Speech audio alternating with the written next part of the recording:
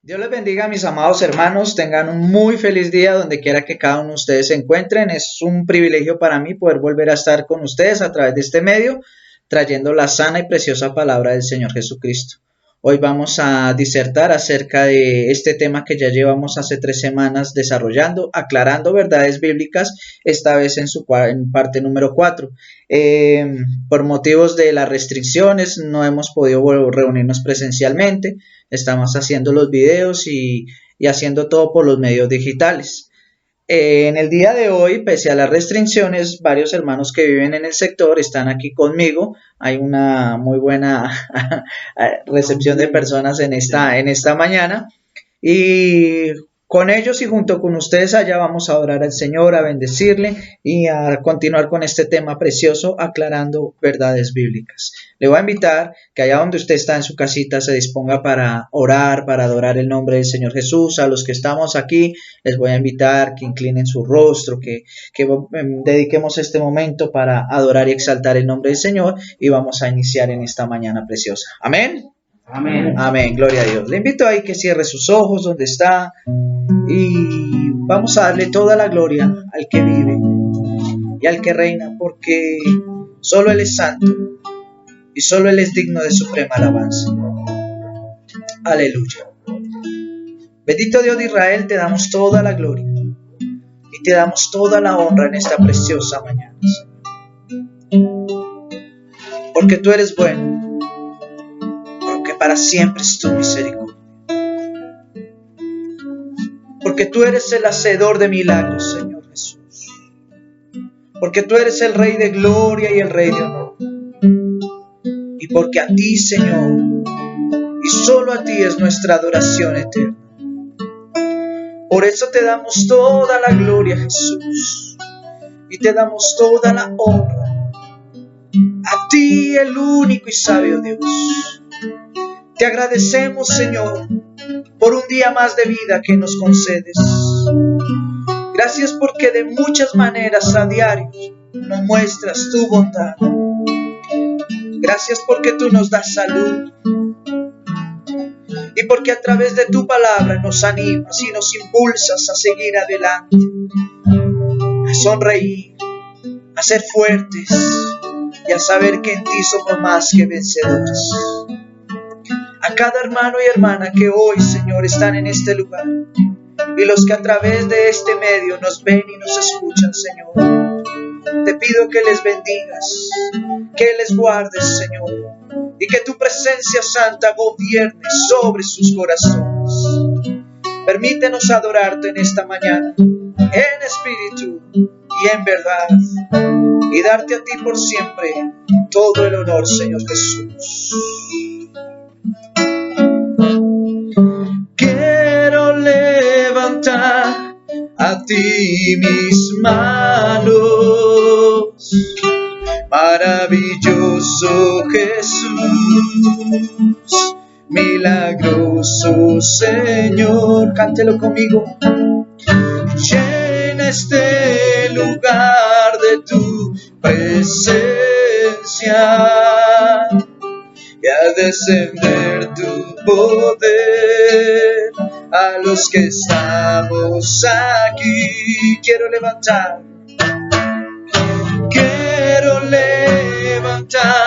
a ti mis manos,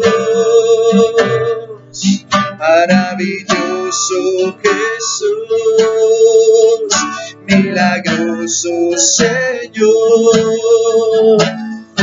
Llena este lugar de tu presencia y a descender tu poder a los que estamos aquí.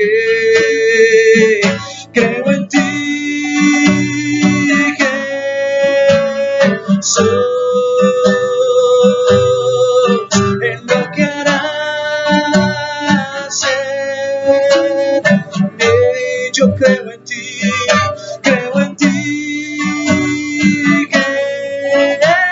Jesús.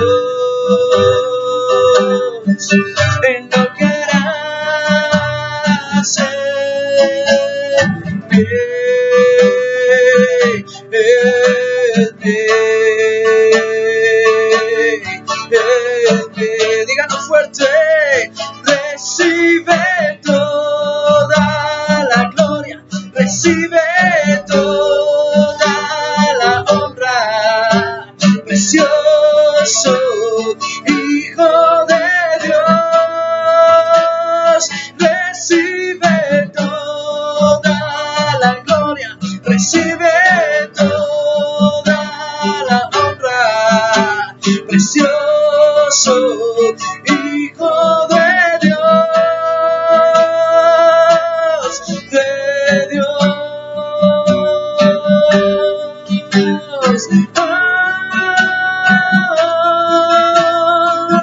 Oh Jesús,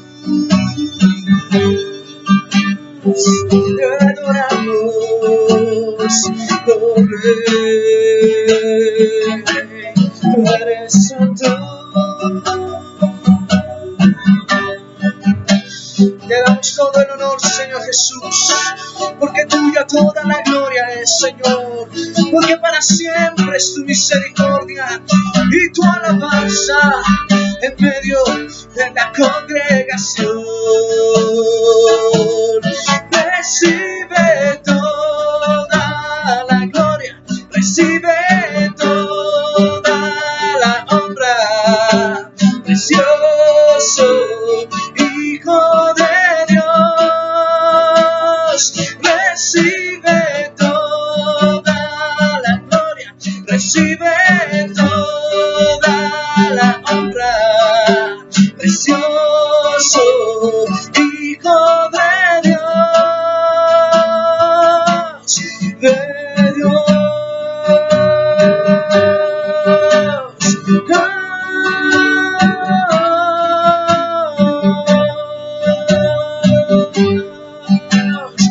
Santo, santo eres tú. Recibe toda la gloria, recibe toda la honra, precioso Hijo de Dios. Recibe toda la gloria, recibe toda la honra, precioso Hijo de Dios. Dígale conmigo, creo en ti, creo en ti, Jesús,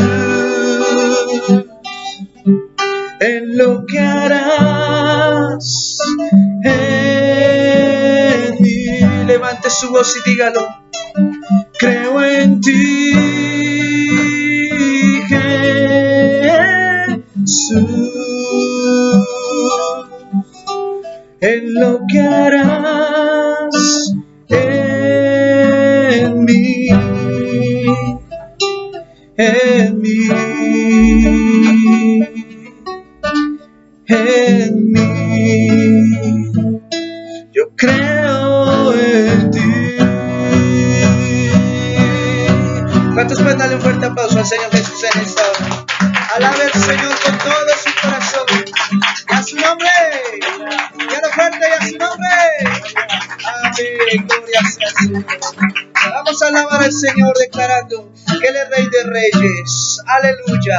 Les invito a que me acompañen con sus palmas, con su voz si se sabe el coro, y exaltemos juntos al Rey de Reyes. Amén. Y a su nombre. Amén.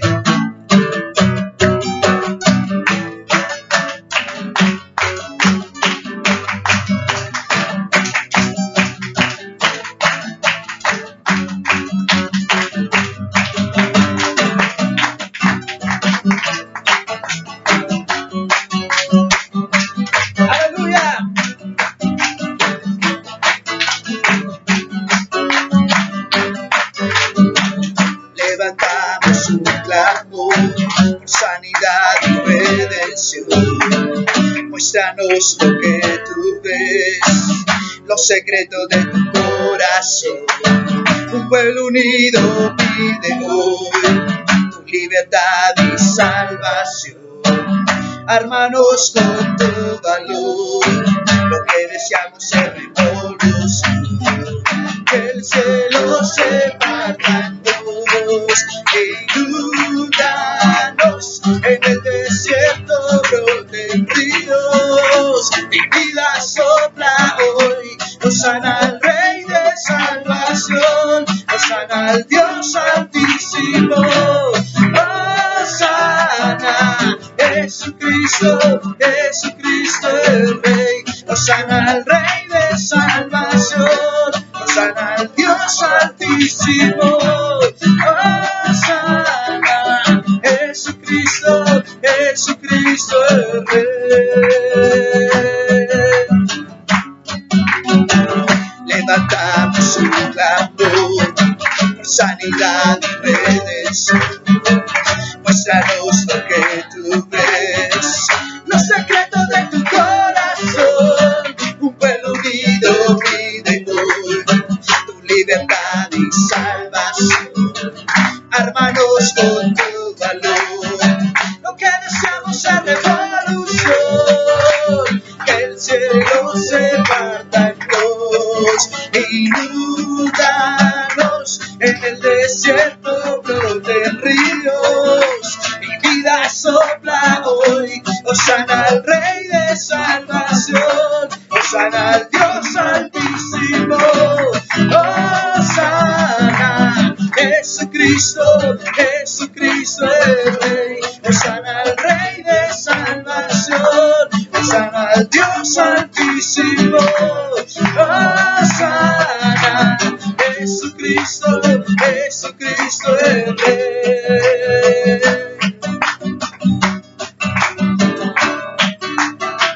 Alábelo, mi hermano.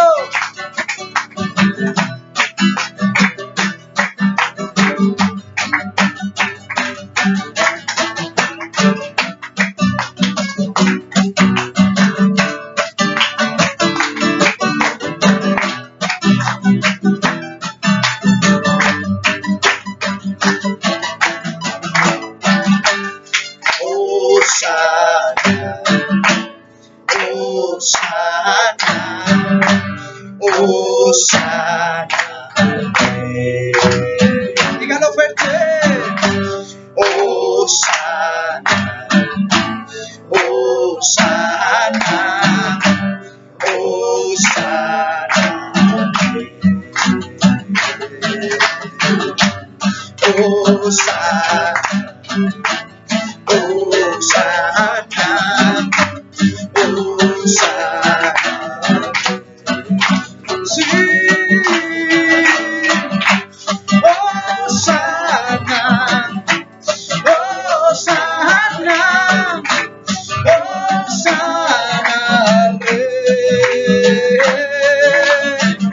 Hosana al Rey de salvación, Hosana al Dios altísimo, Hosana, Jesucristo, Jesucristo el Rey, Hosana al Rey de salvación, Hosana al Dios altísimo, Hosana, Jesucristo, Jesucristo el Rey, Jesucristo, Jesucristo el Rey, Jesucristo, Jesucristo el Rey,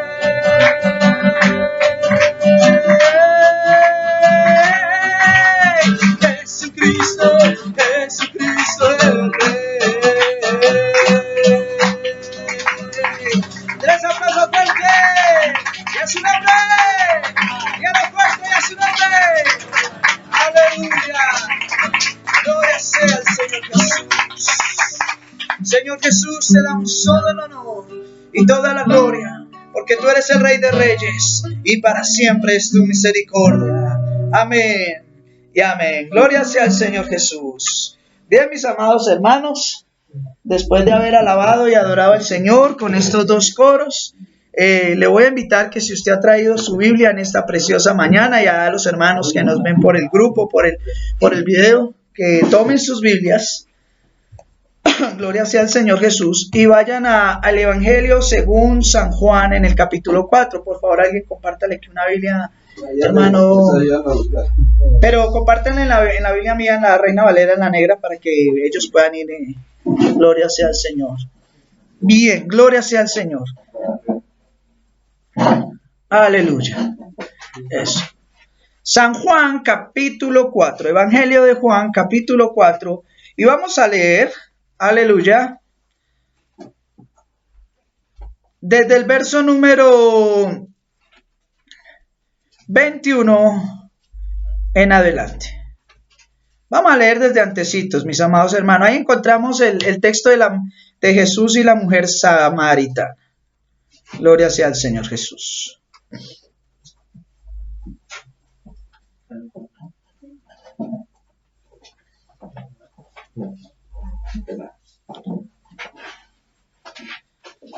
Vamos a mirar algunas cosas importantes de este texto. Vamos a leer San Juan capítulo 4, para poner en contexto, desde el versículo número 1 en adelante, para poner en contexto este tema. Para los que llevan apuntes y los que están mirando en casas, hoy estamos mirando, desarrollando el tema que se llama Aclarando Verdades Bíblicas, cuarta parte. Ya hemos dado 3 enseñanzas acerca de esto, hemos hablado de diversos temas. Hace 8 días hablamos del verdadero ayuno y hablamos de la guerra espiritual, lo que la Biblia realmente dice sobre estos temas. Y hoy vamos a continuar con Aclarando Verdades Bíblicas en su parte número 4 y vamos a empezar a leer San Juan capítulo 4 del versículo 1 en adelante, donde dice de la siguiente manera. Cuando pues el Señor entendió que los fariseos habían oído decir Jesús hace y bautiza más discípulos que Juan, aunque Jesús no bautizaba sino sus discípulos, salió de Judea y se fue otra vez a Galilea, y le era necesario pasar por Samaria. Vamos a hacer un corte hasta ahí. Muchos hermanos nos han preguntado acerca del hecho si Jesús bautizaba personas. Y en la Biblia en algunas expresiones dice que Jesús bautizaba, pero aquí el apóstol Juan hace una aclaración tremenda. Dice que muchos habían escuchado decir que Jesús hacía y bautizaba más discípulos que Juan el Bautista. Juan bautizaba propiamente a los discípulos de él. Pero aquí Jesús dice la escritura que él no los bautizaba sino eran sus discípulos. Por eso en el versículo número 2 hace un paréntesis y dice que Jesús bautizaba, aunque no era Jesús quien bautizaba, sino sus discípulos. Eso es muy importante que lo tengan entendido. Quiero también hacer una aclaración con esto. Las personas que aceptaban la fe de Cristo en esos momentos, pues eran bautizados por los discípulos o los apóstoles de Jesús, pero no hay un solo registro bíblico en donde se nos muestre que los apóstoles fueron bautizados en agua. Se cree que ellos ya tenían el bautismo de Juan, ¿sí? Pero no sabemos porque la Biblia no lo registra si ellos mismos se bautizaron entre ellos mismos, cumpliendo también con el mandato de bautizarse en el nombre del Señor Jesucristo, que es lo más probable, pero el problema es que cuando la Biblia no nos dice algo, nosotros no podemos asegurarlo.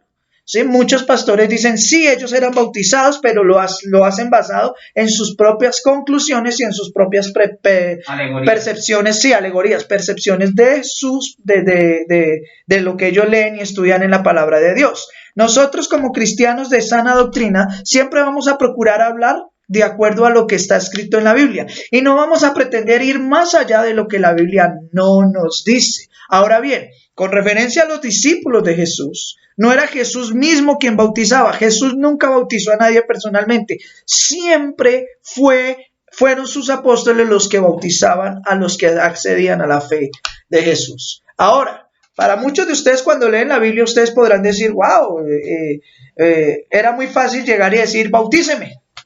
Y ya. Hoy muchas personas quieren bautizarse. Hoy muchas personas llegan a una iglesia y quieren rápidamente porque ven que otros se bautizan que ellos también, que a ellos los bauticen, que los sumerjan en agua y lo hacen. Y lo más sorprendente es que a los 2, 3 días, a la semana, al mes, ya ni siquiera están en la iglesia. Hay personas que se bautizan y al año ya están otra vez en el mundo haciendo y deshaciendo y viviendo su vida loca, por decirlo de alguna manera. Su vida de pecado. El bautismo es una decisión que debe ser tomada con pleno conocimiento de causa. El bautismo no es un acto por azar. Ojo a esto.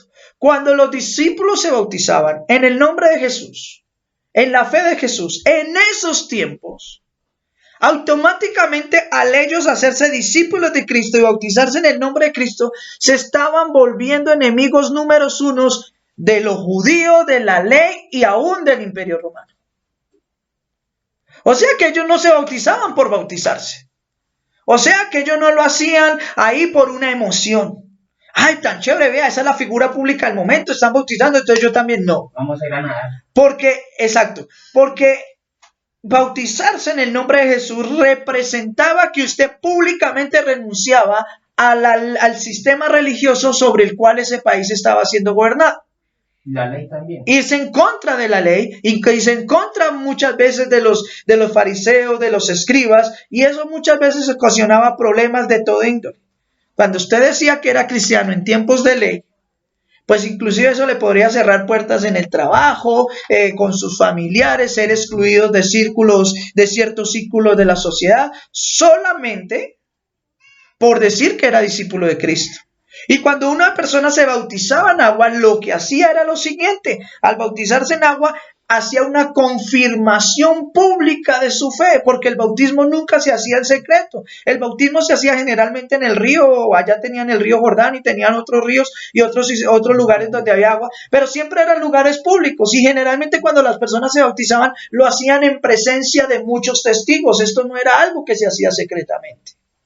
Se hacía en presencia de muchos testigos, porque el bautismo en agua lo que representa es que usted ha entendido la doctrina cristiana, que usted entiende que Jesús es su Señor y su Salvador, y que por eso usted desde ese día en adelante, por medio de ese acto simbólico, hermanos, simbólico, el bautismo en agua no lo salva usted. El bautismo en agua lo que hace es que usted hace una manifestación pública de su fe, donde le dice al mundo: he entendido la fe de Cristo y quiero de este día en adelante seguirlo a Él y tratar de vivir justa y piadosamente en este mundo, conforme el Señor lo manda en su Escritura. Solo un bautismo y ya. Eso, era el bautismo del nombre de Jesucristo. Ahora bien, muchos aquí se bautizan a la carrera, pero bautizarse en tiempos bíblicos era realmente difícil, porque eso era echarse enemigos hasta la propia familia, el propio sistema religioso, las propias leyes, e inclusive las leyes romanas, donde se decretaba que el único Dios era el César y no los dioses ni siquiera de Israel.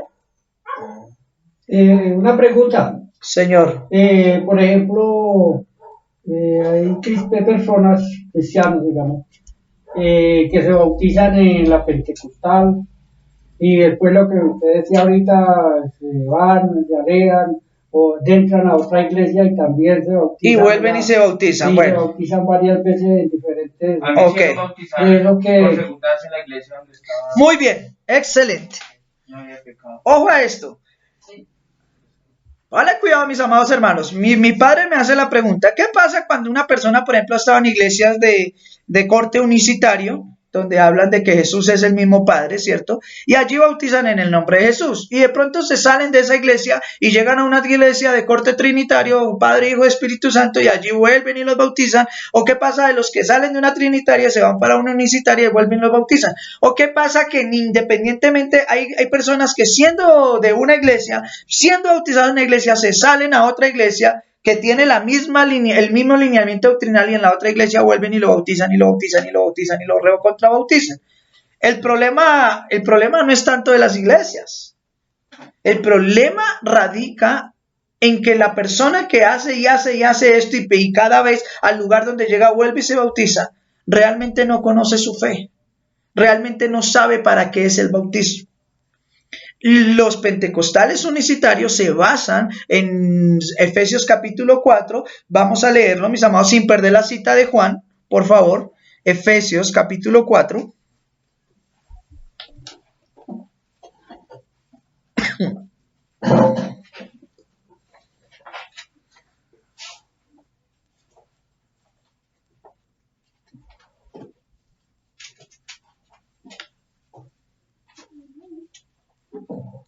Versículo 1 en adelante, que dice lo siguiente: yo pues preso en el Señor, está hablando el apóstol Pablo, yo pues preso en el Señor, les ruego que anden como es digno de la vocación con que ustedes fueron llamados, con toda humildad y mansedumbre, soportándose con paciencia los unos a los otros en amor, solícitos en guardar la unidad del Espíritu en el vínculo de la paz. Versículo 4. Un solo cuerpo, un solo espíritu, como fuisteis también llamados en una misma esperanza de vuestra vocación. Versículo 5. Un Señor, una fe y un bautismo. Un Dios y Padre de todos, el cual es sobre todos y por todos y en todos. Ahora bien,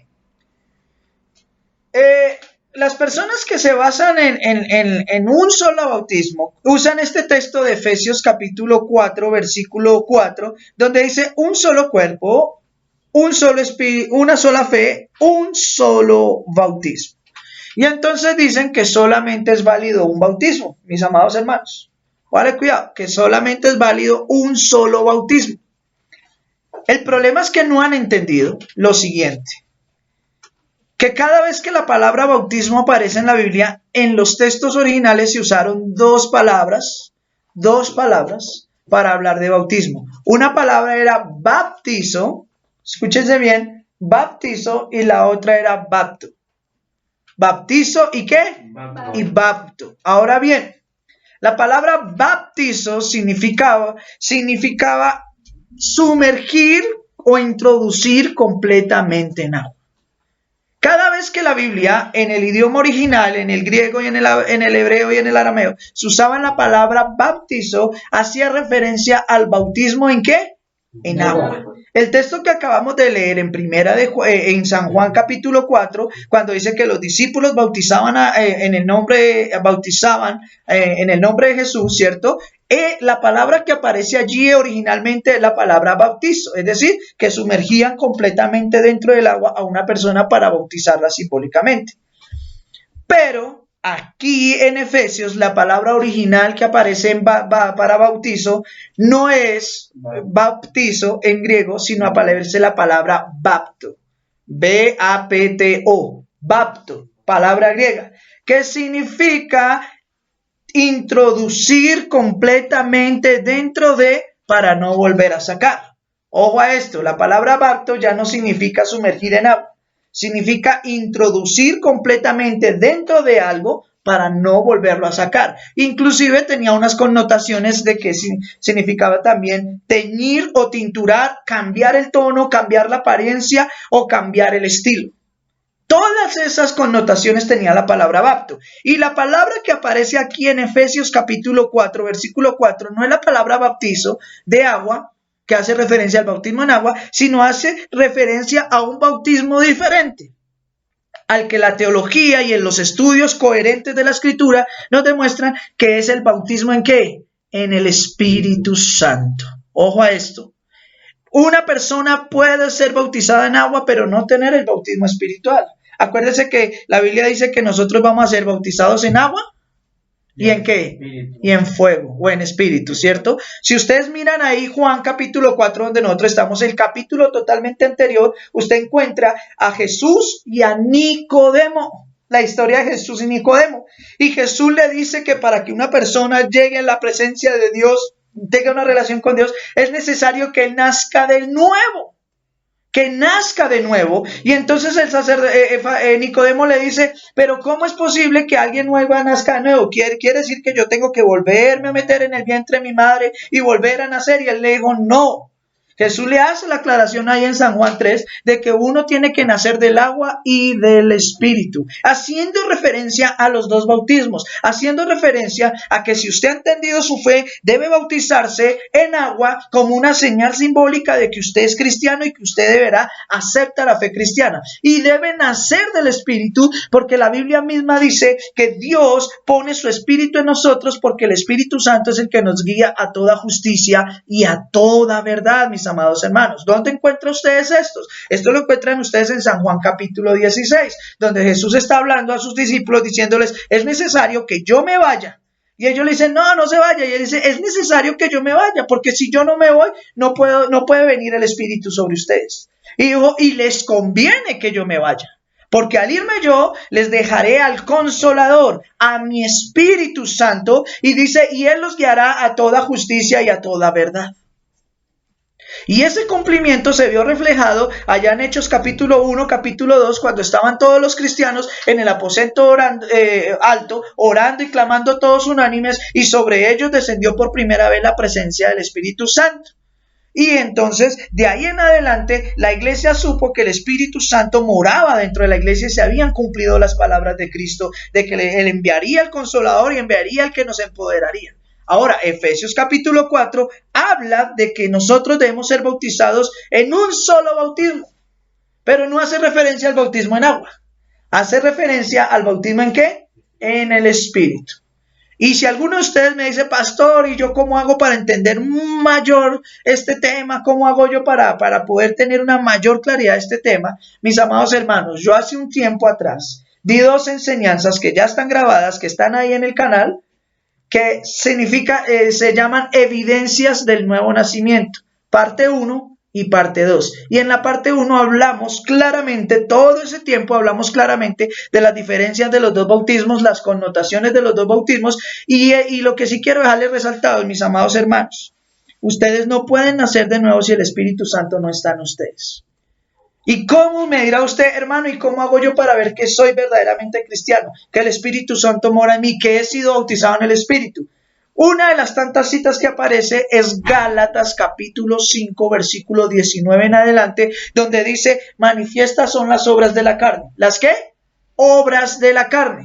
¿Cuáles son las obras de la carne? Ahí dice adulterio, fornicación, inmundicia, lascivia, hechicerías, pleitos, contiendas, celos, iras, disensiones y otras cosas semejantes. Ahí da una lista de varios pecados. Cuando un hombre vive practicando estas cosas, cuando vive en los desórdenes sexuales, cuando vive robando, cuando vive peleando, cuando vive blasfemando, cuando vive practicando hechicería, brujería, cuando sus pensamientos son pensamientos malos, cuando a toda hora su corazón está cargado de odio, de rencillas, ahí dice la Biblia que eso es una obra de la carne y ahí no está el Espíritu de Dios. Pero el versículo 20-21 en adelante dice, mas el fruto del Espíritu. En otras palabras, más la evidencia de que el Espíritu Santo mora en ustedes, en nuestros corazones, y ahí sí lo dice, es amor, gozo, paz, paciencia, bondad, benignidad, fe, mansedumbre y templanza. Hace una lista de 9 cualidades o características que deben haber en nuestras vidas, mediante las cuales se hace evidente que el Espíritu de Dios mora en nosotros y que nosotros ya hemos sido bautizados por el Espíritu Santo. Muchos dicen, es que el bautismo en el Espíritu es hablar en lenguas. No, señores. Eso no lo dice la Biblia por ningún lado. O muchos dicen, es que el sello del Espíritu es que uno habla en lenguas o que Dios lo use y haga poderes o milagros. Eso no dice la Biblia por ningún lado. La Biblia sí dice cuál es el sello del Espíritu Santo. Es decir, la Biblia sí dice cómo nosotros somos sellados o de qué manera viene el Espíritu Santo a nuestras vidas. Ahí mismo en Efesios, devuélvase al primer capítulo 1, versículo 13. Mire lo bonito que dice la Escritura. En él, refiriéndose a Cristo, también ustedes, habiendo primeramente ¿qué? Oído la palabra de verdad. ¿Lo dice? Efesios 1:13.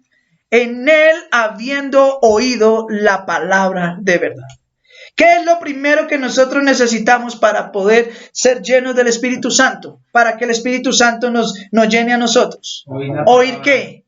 Cualquier clase de palabra. Escuchar la palabra de Dios y adquirir conocimiento. Ojo a esto, Padre. Sí, muy bien. Pero no es solamente escuchar la palabra de Dios, porque muchos dirán que en el lugar donde están escuchan palabra de Dios. Y no es así. Ahí no dice escuchar palabra de Dios. Ahí dice escuchar la palabra de ¿qué? De verdad, lo que Pablo y Pedro hablan acerca de la sana doctrina, de las sanas enseñanzas, para que se cumpla lo que Jesús dijo en San Juan capítulo 8, versículo 31 y 32. Dijo, si ustedes permanecen en mis palabras, conocerán la verdad y la verdad los hará libres. La verdad nos hará libres, mis amados hermanos.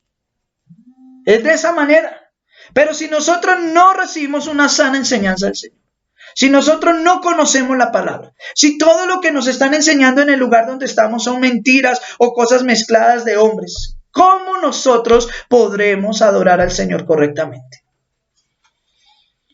Dice, ustedes, habiendo oído primeramente el evangelio, la palabra de verdad. Para nacer de nuevo, eso implica, hermanos, que nosotros escuchemos una palabra sana, una palabra que no esté ahí torcida ni acomodada para sacar beneficios personales del bolsillo de nadie. Pero si usted hoy va a la gran mayoría de iglesias, la realidad es la siguiente, mis amados hermanos, que hoy en casi toda iglesia se predica con un solo objetivo, sacar dinero de las personas. No es más.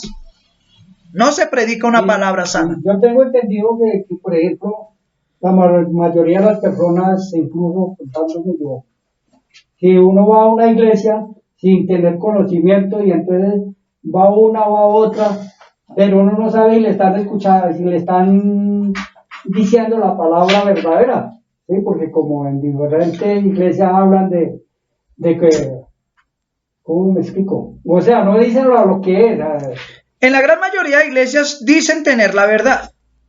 Pero ojo a esto, mis amados hermanos, nosotros no tenemos excusas, porque usted no se puede quedar diciendo, sí, lo que el pastor Adrián dice es verdad, porque lo dice el pastor Adrián. No. Nosotros tenemos la Biblia en nuestras manos y tenemos que leerla. Y a diferencia de lo que muchos creen o piensan, la Biblia no es un libro raro, ni con palabras raras, ni difícil de entender. La Biblia viene en un idioma y en un lenguaje que cualquier persona, con o sin estudio, puede entender claramente. ¿Cuál es el problema? Sí, hay una necesidad de tener un amplio conocimiento en las Escrituras. Pero mis amados hermanos, el problema es que la gran mayoría de cristianos, yo diría que de cada 100 cristianos, digo yo, ¿no? Me podría estar equivocando, pero de cada 100 cristianos, por ahí unos 8 o 10 realmente leen la Biblia, realmente la estudian. El resto no lo hace. Jesús no nos mandó a leer la Biblia. Jesús en San Juan 5:39 dice, escudriñen las Escrituras. La palabra escudriñar significa estudiar e investigar diligentemente, a conciencia y con objetividad. Eso significa escudriñar. No es solamente leer por leer. Yo me leí la Biblia en un año. Por eso, hay gente que me ha dicho a mí, yo me he leído la Biblia 7 veces. ¿Y qué aprendió? No he aprendido mucho. Pues se nota que ha aprendido mucho porque sigue metido en una iglesia donde lo están estafando y donde le están sacando la plata del bolsillo. De harto le sirvió leer la Biblia 7 veces. Cogen la Biblia, parecen Juan Pablo Montoya leyendo. Uy, pastor, anoche me leí 2 libros enteros de la Biblia. ¿Y qué aprendió? No me acuerdo. Bueno, sí. Por ejemplo, ahí dice, hermano, uy, pastor, anoche me leí Ezequiel de lado, de tapa a tapa. Bueno, ¿y qué significa el Valle de los Huesos Secos? Y dice, no sé. Pero me leí Ezequiel todo completo. Me habló el Señor. Bueno, ¿quién es el querubín protector según Ezequiel? Querubín protector, y yo no leí eso. Me dice que leyó todo Ezequiel. El hecho no es leer la Biblia, o tampoco hacer el pinochazo. No, vamos a ver el Señor que me dice hoy, y abre la Biblia y ¡pam! ¿Cierto? Y entonces miran ahí y Judas se ahorcó. No, esa no es para mí. Vuelve y busca y ¡pam! Y Jonás se lo tragó el gran pez. No, esa no es para mí. Y entonces llovió fuego y los mató. No. Y siguen buscando hasta que y en ti serán benditas todas las. Esa sí es la palabra de Dios para mí. No podemos hacer eso. Eso es pretender burlar nuestra fe y hacer cosas que no son coherentes a la Escritura. Por eso aquí dice Efesios capítulo 1 versículo 13 que nosotros, habiendo oído la palabra de verdad. Cuando usted mismo estudia la Biblia a conciencia, usted empieza a descubrir muchas cosas y usted mismo, sin que nadie más le diga, usted puede decir, bueno, el lugar donde yo estoy bíblicamente sí va bien o bíblicamente no va muy bien. Y ya es ahí donde usted tiene que tomar la decisión. ¿Continúo en este lugar o me salgo y busco un lugar donde procuren estar más alineados a la Escritura? Ya es su decisión. Pero aparte de eso, la responsabilidad de nosotros los pastores, obviamente, es estudiar a profundidad para presentar una palabra sana e irreprochable. Que ningún hermano tenga que decir, no, pastor, eso no es así, sino que digan, venga, pastor, ¿dónde dice eso? Yo le digo, mire, la Biblia dice eso en tal parte, y entonces ustedes al mirar la Biblia se van a dar cuenta y van a decir, sí, es verdad. Es verdad. Pero no se queda ahí solamente Pablo con decir escuchar la palabra de verdad. También dice, y el evangelio de vuestra salvación. Efesios capítulo 1, versículo 13. En él también ustedes, habiendo oído la palabra de verdad y el evangelio de vuestra salvación. ¿Cuál es el evangelio de vuestra salvación? La palabra de Dios. ¿Qué significa la palabra evangelio? ¿Quién me puede decir? Buenas nuevas de salvación. La palabra evangelio es una palabra griega que significa buenas noticias. Ojo a esto, buenas noticias. Dígalo conmigo. Buenas noticias. ¿Qué significa evangelio? Buenas noticias. En el caso bíblico, son las buenas noticias que Dios nos envía por medio de su Hijo, de que ahora la salvación ya no es por la ley, sino por su gracia, por su amor inmerecido. Ahora bien, primero hay que escuchar la palabra de verdad. Y segundo, hay que entender la doctrina de la salvación. Porque en la gran mayoría del mundo cristiano, a usted le enseñan que usted y yo nos salvamos por hacer cosas buenas o malas, o por hacer cosas buenas y nos perdemos por hacer cosas malas. Pero la Biblia no dice eso. La Biblia dice que Dios desde antes de la fundación del mundo escogió a un grupo de personas o a un pueblo santo para que en esta época hoy fuéramos cristianos, para que en esta época fuéramos salvos. Eso dice el estudio de la salvación. ¿No me creen? Ustedes están en Efesios, ¿cierto? Sí. ¿Están en Efesios? Sí, amén. Ah, bueno. ¿Qué dice el versículo número 3, 4 y 5?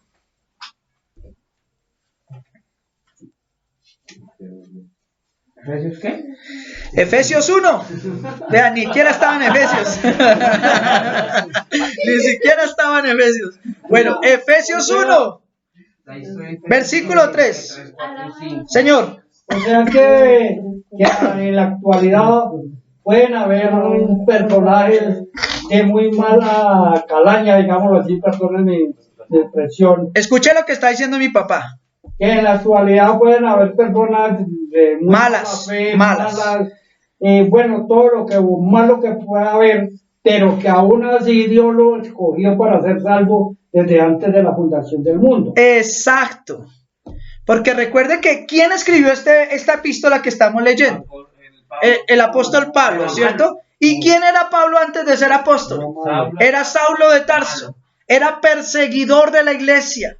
Iba por todas las ciudades de Israel encomendado por los fariseos y escribas para buscar a los cristianos y entregarlos para que los mataran, hombres, mujeres y niños.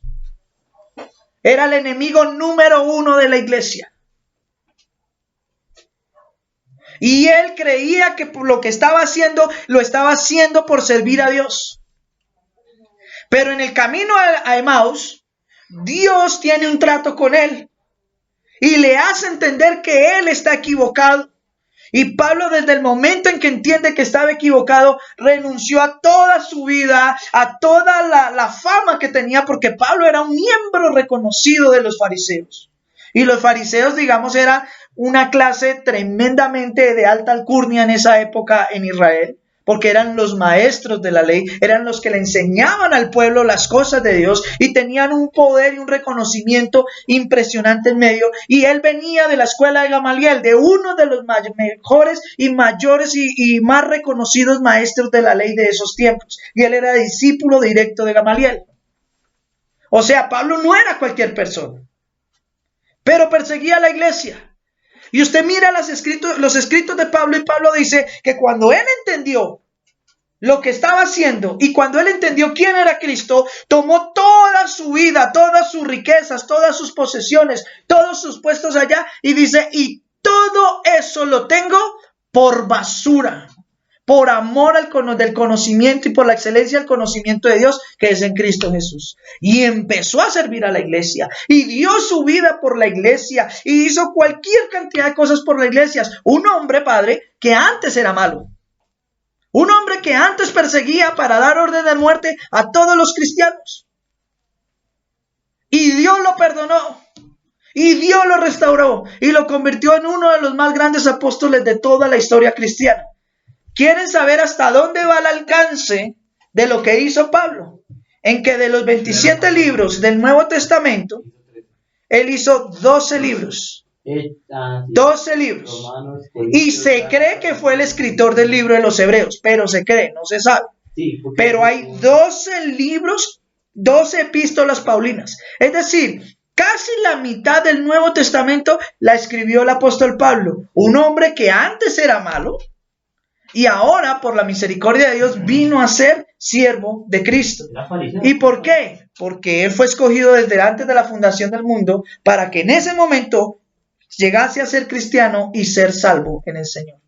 Efesios capítulo 1, y por eso, él entendiendo esto, él dice, él es quien declara esto. Versículo 3 de Efesios 1. Bendito sea el Dios y Padre de nuestro Señor Jesucristo, que nos bendijo con toda bendición espiritual en los lugares celestiales en Cristo Jesús, según nos escogió en él antes de la fundación del mundo, para que fuésemos ¿qué? Santos y sin mancha. ¿Cuándo nos escogió? Según la Escritura. Desde antes de la fundación. ¿Me lo inventé yo o lo dice la Biblia? ¿Nos escogió cuándo? Díganlo. Antes de la fundación del mundo. Están como muy callados. ¿Cuándo nos escogió? Antes de la fundación del mundo. Así que si usted cree que es coincidencia que hoy esté sentado en un lugar de estos, o mi hermano que usted nos ve ahí a través del video, si usted cree que es coincidencia que usted hoy en día esté en la iglesia cristiana o escuchando el mensaje cristiano, no es coincidencia. Es porque Dios desde antes de la fundación del mundo ya tenía proyectado que esto pasara en su vida. Nosotros hemos recibido testimonios de personas que nos dicen, pastor, yo no quería hacer nada con Dios, yo era ateo, yo vivía por allá loco haciendo, y yo no sé ni cómo terminé siendo cristiano. Les voy a dar un dato. En los actuales siglos, en los últimos siglos, los mayores, ojo a esto, los mayores defensores de la fe, los mayores pensadores cristianos, los más reconocidos teólogos de la iglesia cristiana en esta época moderna han sido ateos. Eran ateos. Eran personas que no creían en Dios, que negaban a Dios, que se burlaban de Dios, que hacían estudios para negar a Dios y terminaron convirtiéndose en los mayores líderes de la fe en el mundo. Predicadores actuales, por ejemplo, Armando Alducín, uno de los más grandes teólogos que ha habido actualmente, un tipo impresionante, curtido. Él era ateo a morir, comunista, creía en todas las cosas comunistas, era apolítico, él no creía en Dios, solo en sus movimientos revolucionarios y eso. Y hoy por hoy terminó convirtiéndose en uno de los mayores defensores de la fe. Y usted hace un estudio de casi todas las personas que nosotros en nuestro dialecto diríamos los duros de la fe cristiana actualmente. Y anteriormente eran ateos, eran revolucionarios, tenían pensamientos totalmente contrarios. ¿Sí? Y la gente diría, esos jamás de esos, ¿quién sabe cuánta gente echó al infierno de esos cuando los escuchó hablar? Cuando el Alducín era revolucionario y pensaba así de esa manera loca y era ateo, yo me imagino más de un cristiano que lo va pues, no, se va para el infierno. Y el que iba para el infierno, según ellos, hoy en día es uno de los mayores maestros de la palabra de Dios actualmente. Lutero era un cura católico.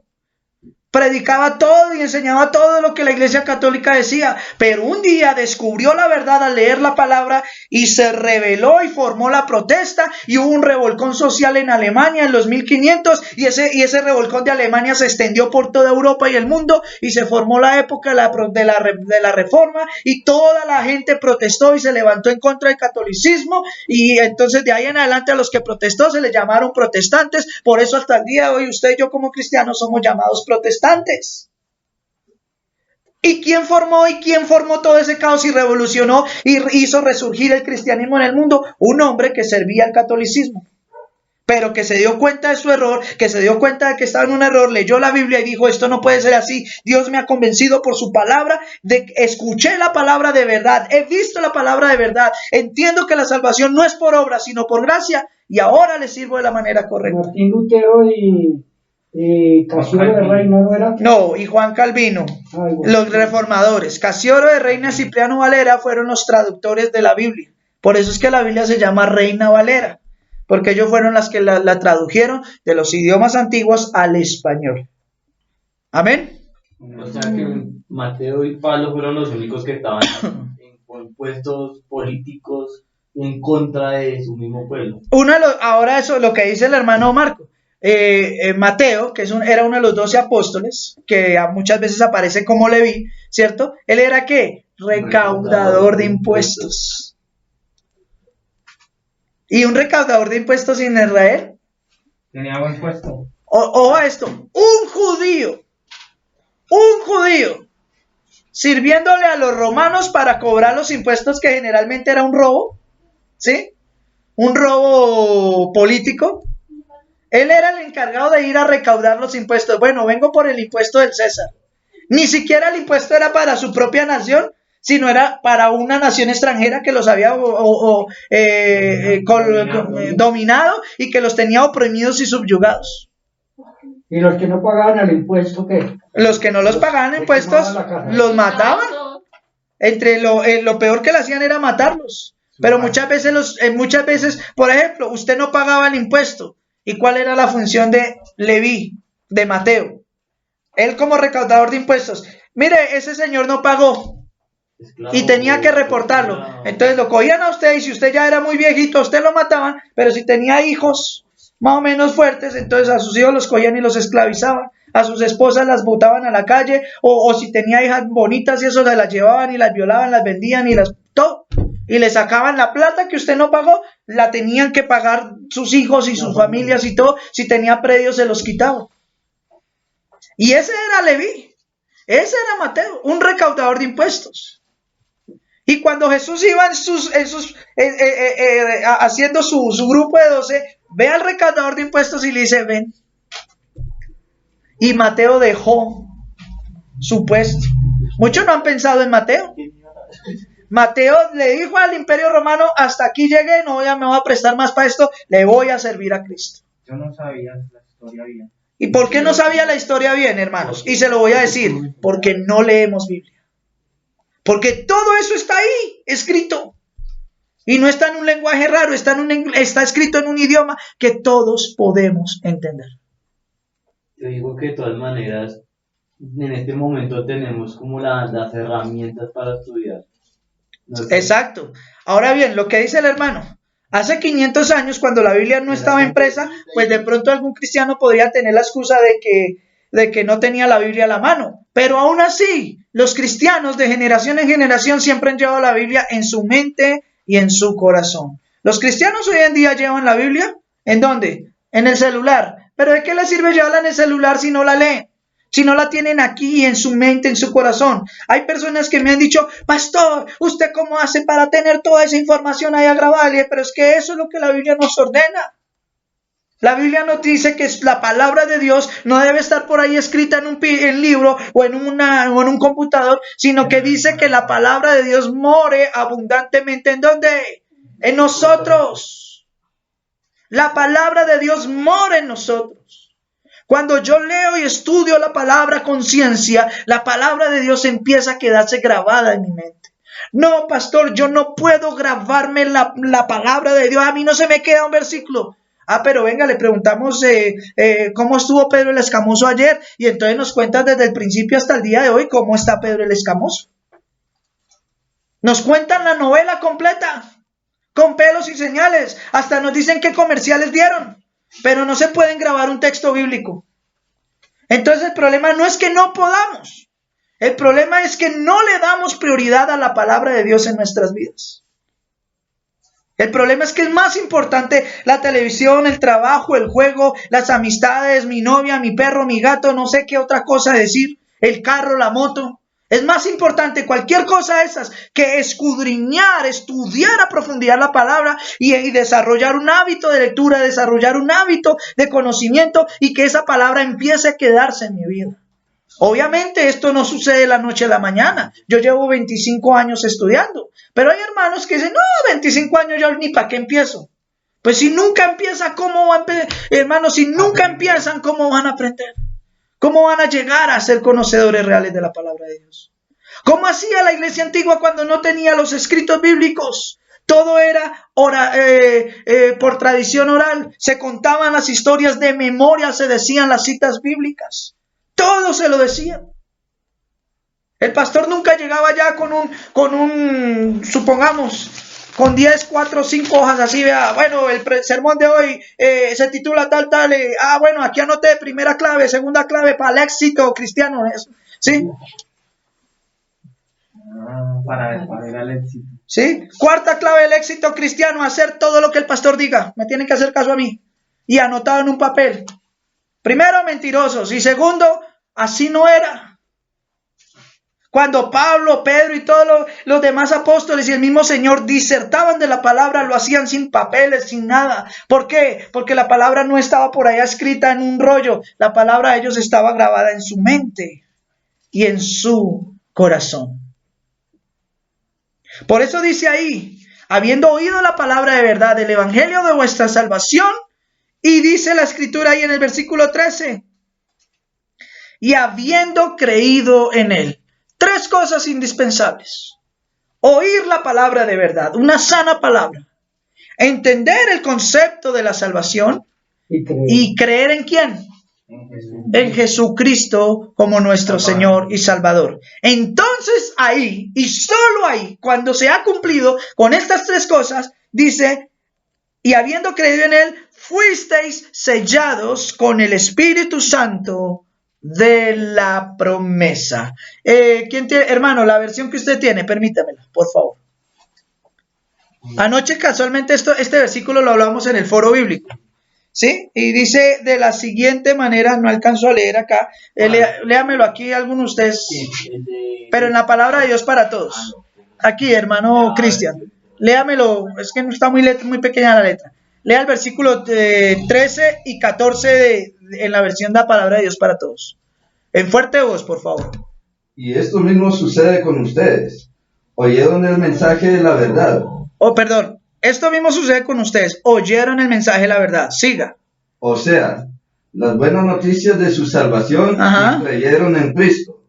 Por medio de él, Dios les puso el sello del Espíritu Santo que había prometido. ¿Y el 14 qué dice? El Espíritu es un adelanto que se nos da como garantía de que recibiremos lo que Dios prometió. Pare ahí. El Espíritu Santo es un adelanto que Dios nos da como garantía de lo que Dios nos prometió. Dios nos prometió que si creemos en él vamos a ser salvos. Y cuando pone su Espíritu Santo en nosotros, esa es la garantía. Él le dice, vea, ahí en la versión normal dice que es las arras de nuestra herencia. ¿Qué es unas arras? Es un adelanto que usted da para asegurar un negocio. Herencia, ¿cierto? Son las arras de vuestra herencia hasta la redención de la posesión adquirida, para alabanza de su gloria. Mis amados hermanos, ahí, en cuanto al bautismo, nosotros no podemos decir que todas las citas bíblicas del bautismo hablan de bautismo en agua. Efesios capítulo 4, versículo 4, una sola fe, un solo bautismo, un solo Señor, se refiere al bautismo del Espíritu Santo. Ahora bien, una persona puede bautizarse muchas veces si lo está haciendo mal, en agua, refiriéndose al bautismo en agua. Porque las personas deben bautizarse es como un acto simbólico de que han entendido su fe y de que ahí en adelante quieren seguir a Cristo verdaderamente. El problema es que la gran mayoría de personas no saben ni siquiera qué es el bautismo, para qué es. Y se bautizan y se recontrabautizan y toman este acto como un acto burlesco. Como algo. Por eso es que bautizan a los niños. Por eso es que bautizan también a los niños. Porque ni siquiera han entendido que el bautismo no es para niños. El bautismo es para personas adultas que ya entienden cuál es su fe y que quieren seguir a Cristo. Pero así es así. Dios no mira el bautizo de niños como, o sea, ¿lo ve malo contra los padres o que el niño no creo? No, al niño no le va a pasar nada, pero obviamente quienes hacen eso, porque el niño no puede tomar sus propias decisiones. Si el papá le dice, vaya, métase al agua, así el niño quiera, le toca, por desobediencia.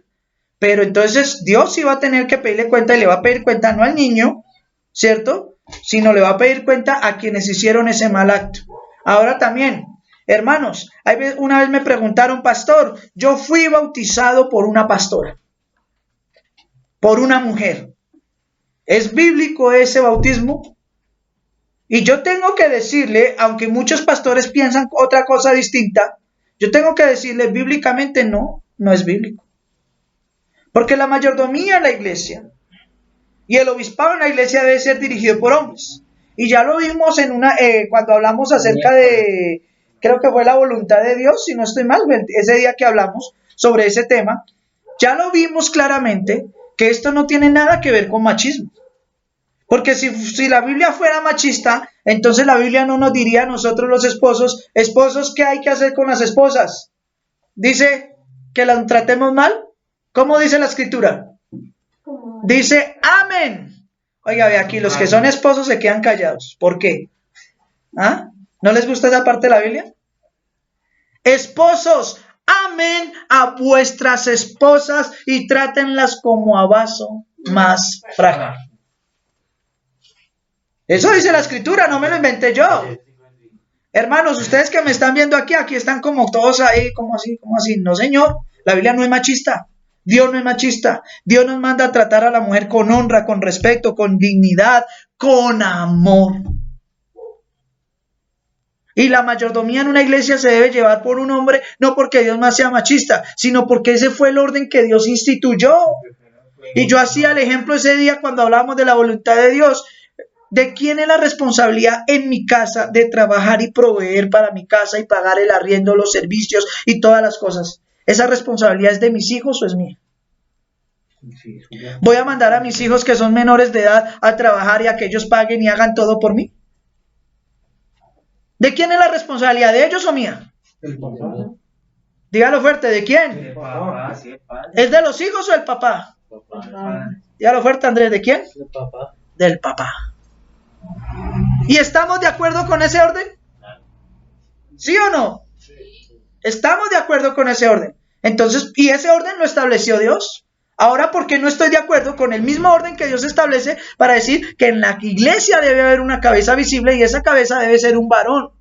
Que obviamente cumpla con unos requisitos bíblicos, marido de una sola mujer, que tenga en sujeción a sus hijos, que no sea codicioso de ganancias honestas, que sea conocedor de las escrituras, que no sea nuevo en el evangelio, que sea serio, honesto, sobrio, prudente, que no sea dado al vino, que gobierne bien su casa.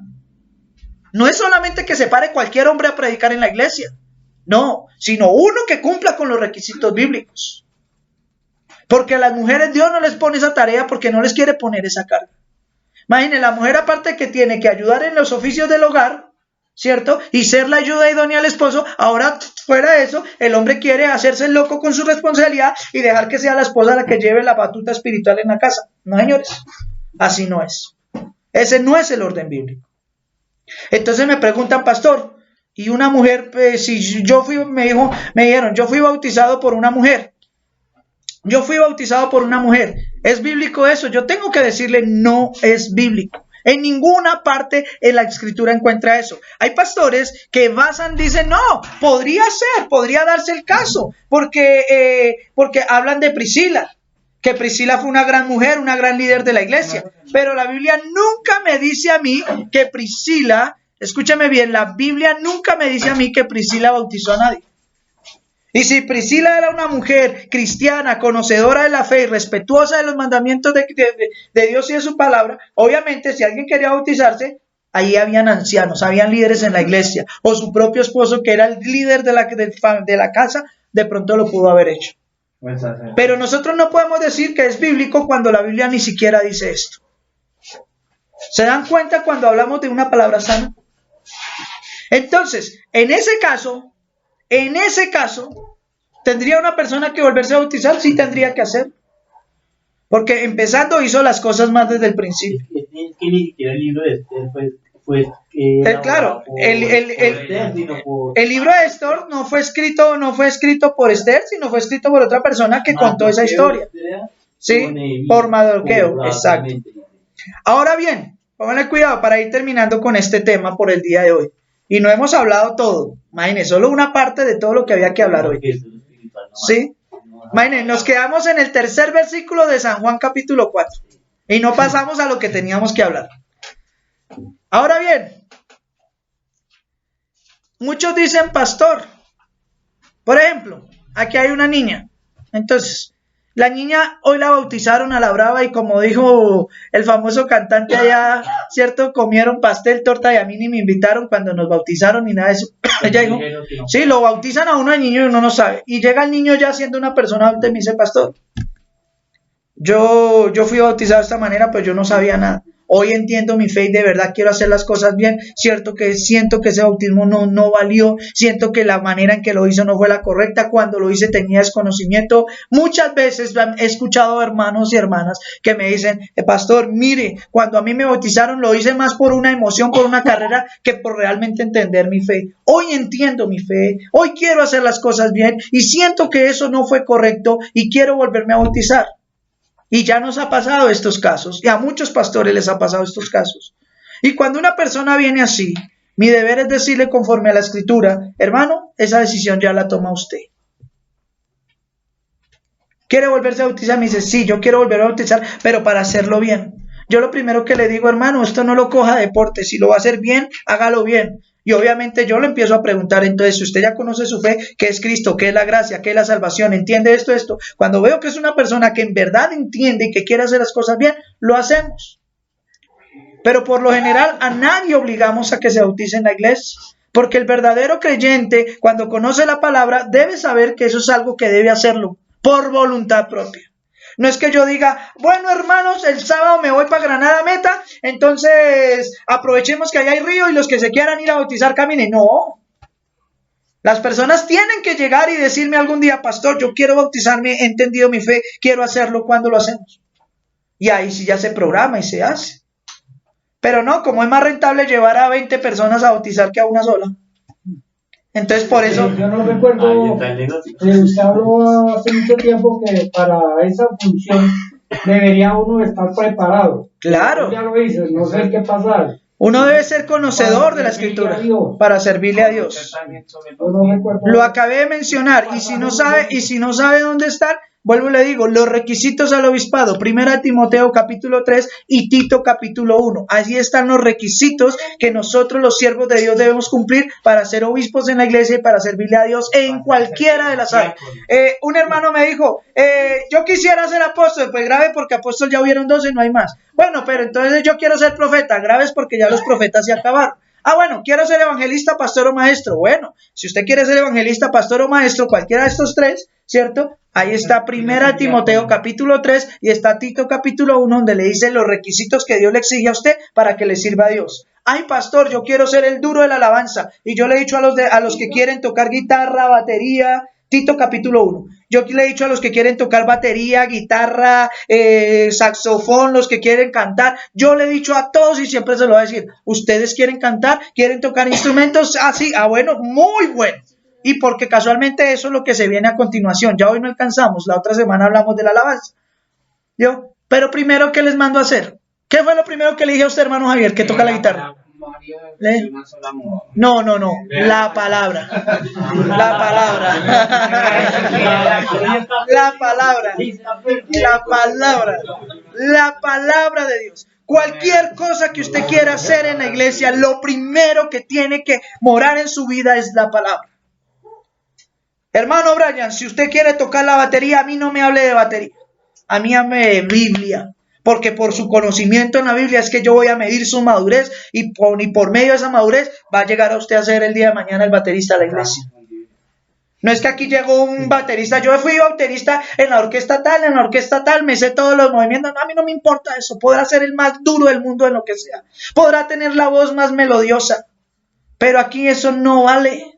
Aunque es muy necesario servirle a Dios con esos dones que Dios nos da, pero lo primero que debe haber en mi vida es la palabra de Dios.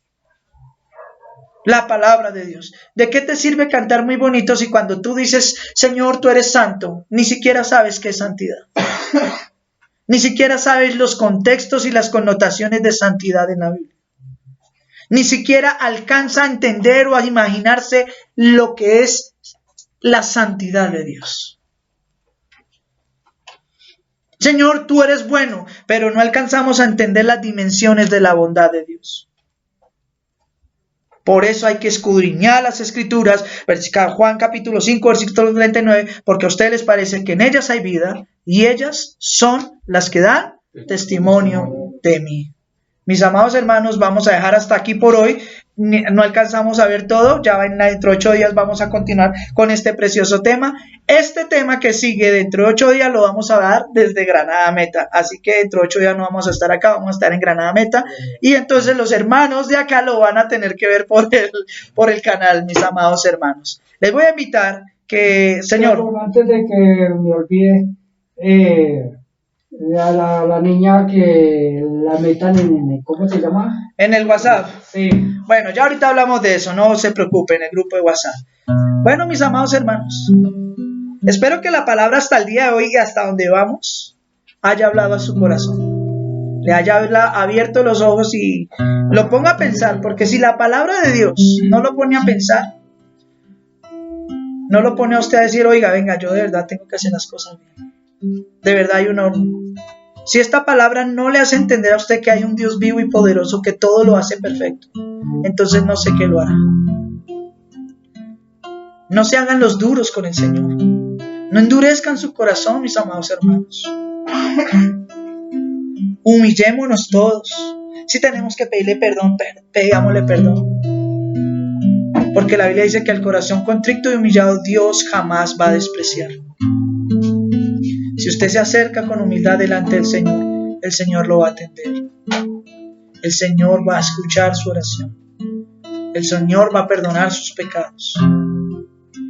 Y el Señor va a hacer de usted una persona completamente nueva. Créalo, mi amado hermano. Esto no es una declaración. Esto es lo que dice la palabra de Dios. Y yo puedo decirlo por testimonio. Que cuando decidimos creer en Dios, Él hace cosas maravillosas. Amén. Cierre sus ojos ahí donde está. Y si puede hacerlo, levante sus manos al cielo y adore al Rey de la Gloria. Y denle todo el honor al que vive por siempre, a Jesús el Rey,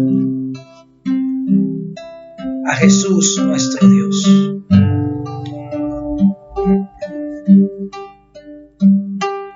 Si me preguntan por qué lo hago, porque mi alma no cesa de adorar, deben saber que no hay razón, que no existe un camino mejor.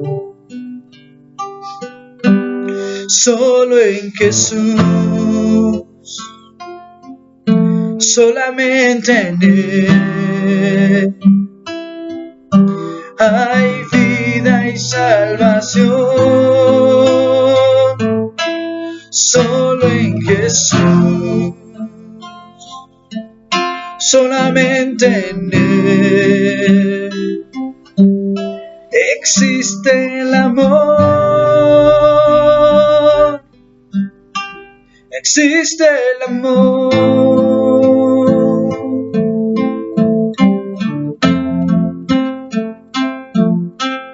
Oh.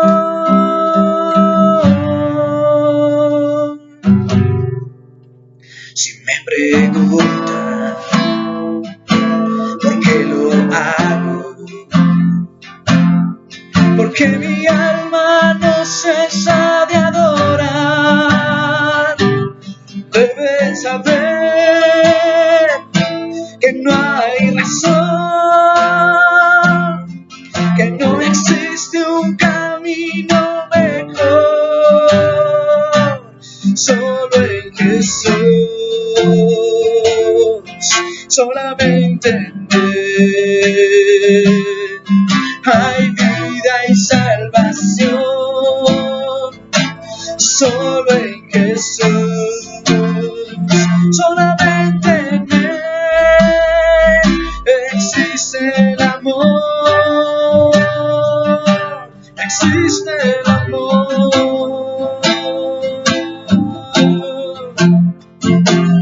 Oh, Rey de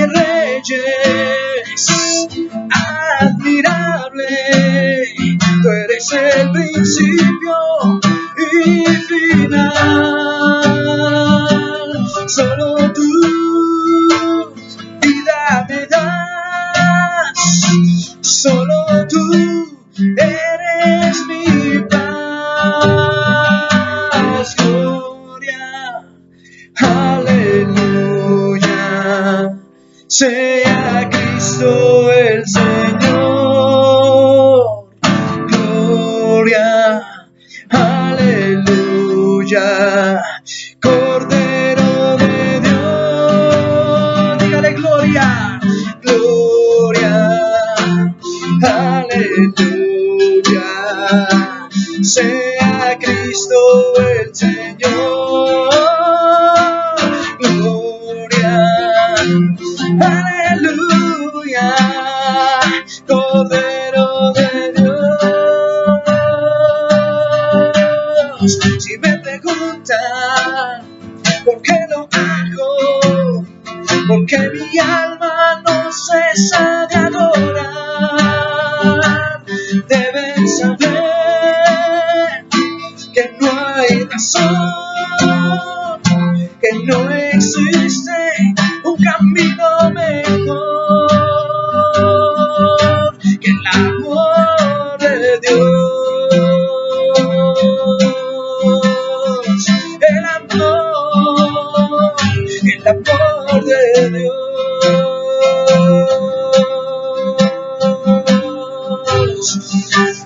el amor de Dios.